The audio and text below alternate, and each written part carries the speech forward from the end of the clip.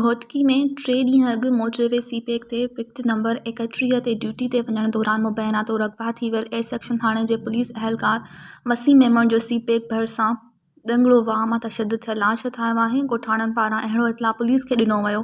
Police पहुची लाश तालुका अस्पताल खणाए आई, जिते लाश जो पोस्टमार्टम कराइण बाद पार्सन हवाले कयो वियो। पुलिस अहलकार वसीम मेमण जो लाश तालुका अस्पताल पहुचण ते मेमण बिरादरी जा माण्हू वॾी तइदाद में पहुची विया ऐं रोज राड़ो ऐं कोहराम मची वियो।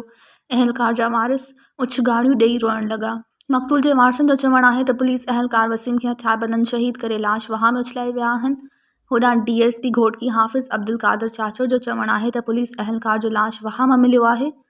मामले की जांच कर रहे आहियूं। आखिरी इत्तलाउनि ताईं वाक़े जो केस दाख़िल न थी सघियो आहे। मज़ीद खबरों और तफसीलात के लिए विजिट करें हमारी वेबसाइट www.awamiNewsHD.com।